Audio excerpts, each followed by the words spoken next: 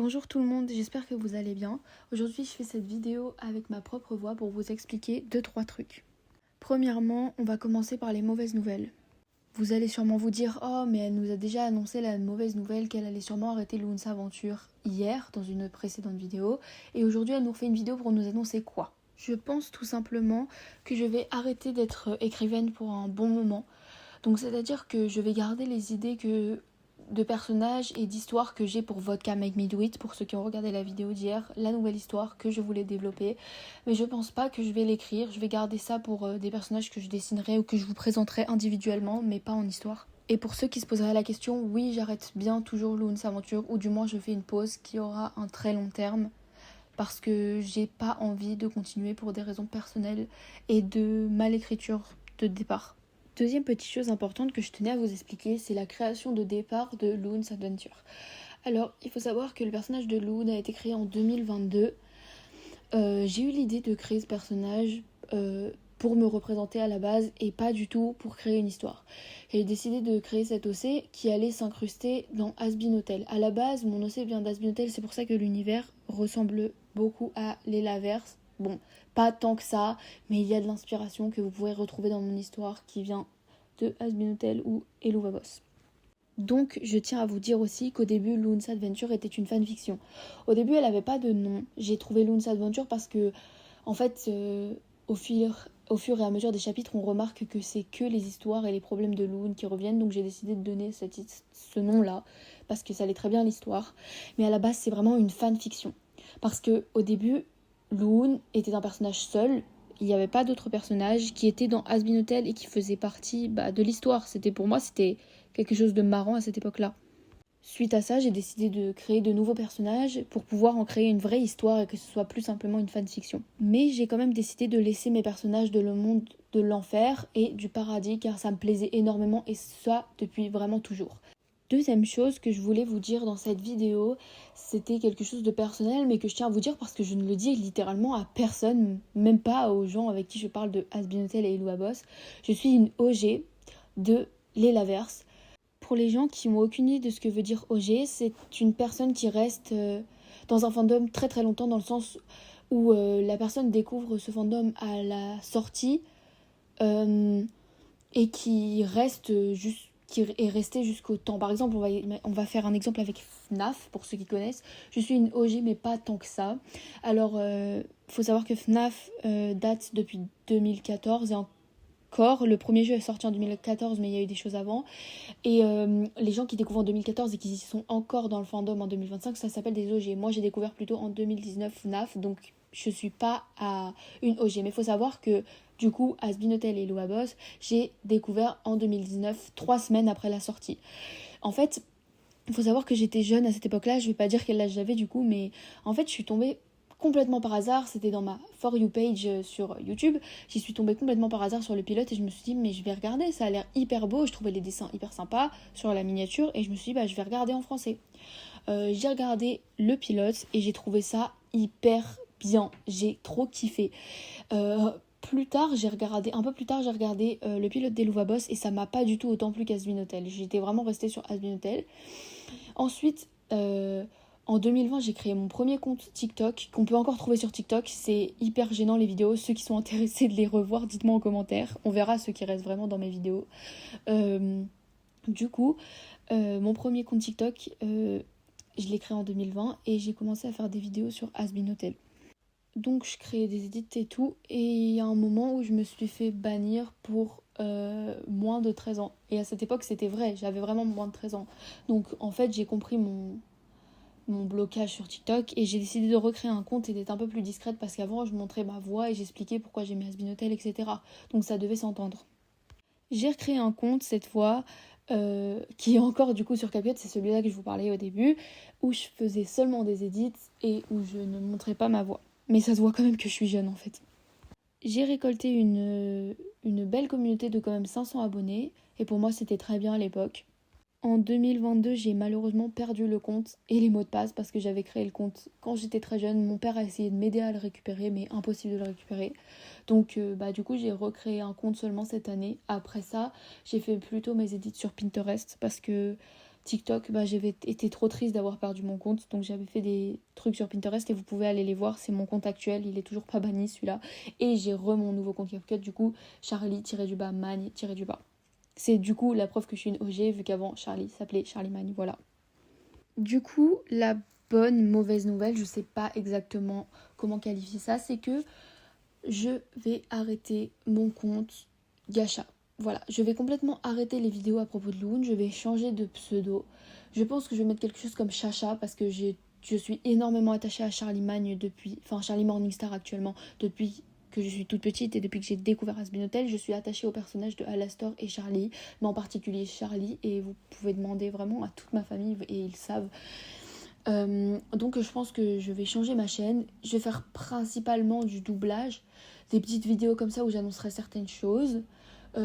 Sur ma chaîne WhatsApp, je mettrai des photos, des vlogs de vacances, week-end ou de ma vie au quotidien, comment je la vis. Parce qu'il faut savoir que du coup cette année je passe au lycée et ça va être hyper compliqué pour moi parce que je suis pas hyper douée à l'école.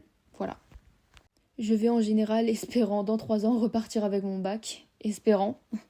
Du coup, voilà, principalement du doublage, des petites vidéos annoncements comme ça, des edits et de la chanson. Je vais me mettre à chanter, oui, parce que je suis une grande fan de chansons, de chanter, mais que je n'assume pas vraiment et je n'ai jamais osé chanter. Sur mon compte TikTok, mon ancien compte TikTok, Charlie Magne, j'ai chanté un peu et c'est ridicule.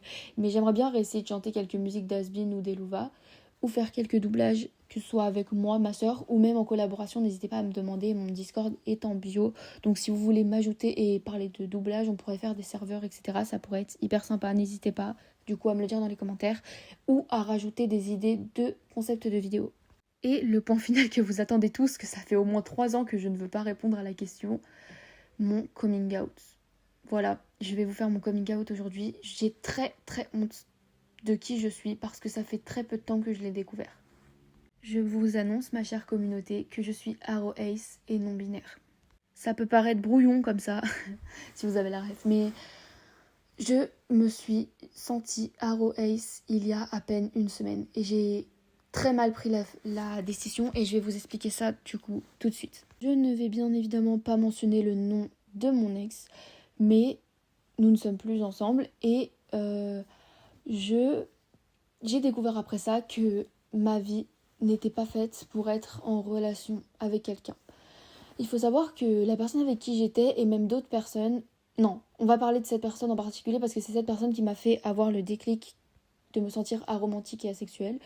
J'étais déjà asexuelle auparavant parce que je n'acceptais vraiment pas ce genre de choses et on pouvait me dire ouais t'es assez jeune etc. J'ai quand même 16 ans et je sais quand même ce que je veux ou non. C'est quand même l'âge où tu découvres ton corps et où tu as particulièrement envie de faire ce genre de choses et moi ça ne me traverserait jamais l'esprit. Je n'en ai pas du tout envie, je n'ai pas envie d'avoir d'enfants plus tard et ça depuis toujours et ça ne changera sûrement jamais. Cette personne, donc mon ex qu'on va appeler Framboise parce que j'ai pas de nom, Framboise était une personne qui avait vraiment, mais vraiment envie d'avoir des relations avec moi parce que c'est une personne qui est addicte à la luxure. Pour ceux qui ne savent pas ce que c'est une forte addiction sexuelle, voilà. Je lui ai répondu à ça qu'il n'y avait absolument aucun problème avec moi, que j'étais ouverte à plein de sujets, mais que malheureusement ce serait pas possible avec moi parce que je suis désolée, mais je n'aime pas du tout ce genre de choses, etc. Elle m'a répondu au début, je veux dire elle par la personne, je ne vais pas dire son genre, elle m'a répondu que c'était un peu problématique pour elle, mais qu'elle allait s'y faire, pardon. Du coup, je lui ai dit, ok, c'est cool, sympa, enfin, ça va être cool. Et au final, j'ai remarqué que le contact physique tout simple, que ce soit sexuel ou non, quand elle me prenait, il ou elle me prenait, je dis elle pour la personne vraiment, par les hanches ou qu'elle essayait de m'embrasser, je ne voulais pas. Il faut savoir que j'ai jamais vraiment embrassé quelqu'un dans ma vie et à part par attouchement, ça ne s'est jamais passé. Donc j'ai des séquelles un petit peu, je pense que c'est pour ça que je suis à Royce aujourd'hui, j'ai des séquelles de plusieurs choses, que j'ai eu des attouchements auparavant plusieurs fois dans ma vie. À ce jeune âge, c'est assez traumatisant. Du coup, cette personne m'a fait vraiment découvrir que j'étais pas du tout faite pour ça. Parce que à la fin de notre relation, avant de la quitter, elle m'a dit franchement t'es vraiment un problème dans les relations parce que tu ne veux rien faire, etc. Tu ne veux absolument pas embrasser les gens, etc.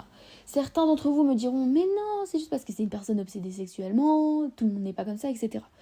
Avant, j'étais avec une autre personne dont je ne dirai toujours pas le nom. Tout allait bien jusqu'à ce que je dorme chez cette personne et que ça se passe très mal dans ma tête. De dormir à côté de quelqu'un et savoir que c'est quelqu'un qui fait partie de ma vie, c'est très compliqué pour moi. J'ai toujours essayé, toujours depuis que je suis petite, d'être avec quelqu'un. À chaque fois que je me mets en couple avec une fille ou un homme, parce que j'ai essayé les deux, je vous avoue, je ne dors plus mes nuits. Je vous promets que ça me paralyse et je me dis je sais pas ce que je dois faire, j'arrive pas à être tactile avec la personne. Quand on me demande de sortir, j'ai peur qu'elle tente des choses physiques et que je n'ai pas envie. Et finalement en fait je me suis rendu compte que quand on me quittait ou quand je quittais quelqu'un, j'avais aucune peine et que en fait ceci n'est pas du tout fait pour moi. J'ai essayé parce que j'arrivais pas du tout à assumer que j'étais aromantique au début. Asexuelle, j'ai pris du temps à l'assumer. Alors je me suis dit si je suis aroace, putain bah ça va pas le faire. Et finalement, j'ai appris à l'accepter il y a à peu près une semaine. Bah ça va, c'est encore un peu compliqué pour moi, mais j'ai ma soeur qui m'aide à m'accepter, etc. Mais franchement, c'est encore un petit peu compliqué. Et je souhaite à toutes les personnes qui se sentent aro-ace de s'assumer et d'être fiers d'eux parce que non, nous ne sommes pas différents des autres membres de la communauté LGBT. Nous avons juste pas de sentiments amoureux et nous ne voyons pas la différence entre les amis et l'amour, malheureusement pour nous. Donc je stresse énormément au fait de faire mon coming out à mes parents parce que pour eux c'est inimaginable. Déjà le fait que je sois non-binaire c'est inimaginable pour eux, mais ça c'est non-binaire, ça fait très longtemps que je le suis. Mais je le dis pas partout, voilà. J'ai découvert que j'étais non-binaire en 4e parce que je me sentais juste pas fille, pas garçon. J'avais pas envie de me mettre dans des cases parce que quand on m'appelait elle, je me sens pas fille, mais je me sens pas non plus transgenre FTM, je me sens vraiment non-binaire. C'est comme ça. Avant, j'ai été gender fluide et finalement, mon genre ne change pas. Je suis juste une personne en fait. J'ai vraiment pas envie de me qualifier comme fille ni garçon. Et en parlant de l'aroacitude, ça se dit pas, mais du fait que je sois aroace, j'ai vraiment très peur d'en parler à ma famille parce que pour eux, c'est oh, tu vas nous faire des petits-enfants, non, tu vas changer d'avis, tu vas trouver un partenaire qui te plaît, mais franchement, je me vois mieux finir ma vie avec un meilleur ami ou une meilleure amie plus tard, ou vraiment toute seule, habiter toute seule, que d'être en couple avec quelqu'un. Ou, je dis bien à la limite, comme ma soeur m'a expliqué, j'aimerais bien peut-être avoir une relation très très soft avec quelqu'un, comme par exemple nos relations sexuelles, nos contacts, mais genre juste une personne que je dis que je vis avec, que je m'affirme vivre avec, mais qui n'est pas une personne avec qui je fais des choses physiquement. Par exemple, dormir avec et se balader, aller au restaurant, toutes les choses qu'un couple peut faire, mais tout sauf relations sexuelles, bisous, etc. Pas de contact physique entre nous, mais avoir quand même une relation avec quelqu'un. Je sais pas si vous comprenez, ça peut paraître un peu bizarre expliqué comme ça, mais une relation qui soit comme amicale, mais que nous on considère comme couple, quoi. Et avoir un enfant, je ne pense pas du tout, mais si il faut vraiment, enfin si, c'est bizarre dit comme ça, mais si j'aimerais vraiment avoir un enfant plus tard, ça ne passera pas par les rapports sexuels, mais vraiment par d'autres moyens, parce que je ne supporte vraiment pas ça. Voilà. Bon bah mes petits démons, je pense que je vais vous laisser, j'ai assez parlé aujourd'hui. J'espère que cette petite vidéo vous a plu. De 1, vous en apprenez plus sur moi. De 2, vous savez comment la chaîne va évoluer. Et de 3, vous savez la vérité sur ces malheureuses histoires qui n'auront sûrement jamais de fin ou plus tard. Voilà, je vous laisse. Donc c'était moi, Louise, dans la vraie vie je m'appelle Louise. J'espère que vous passerez de bonnes fins de vacances, un bon week-end, une bonne semaine, une bonne nuit, une bonne journée. Je vous fais de gros bisous et j'espère que la future chaîne vous plaira.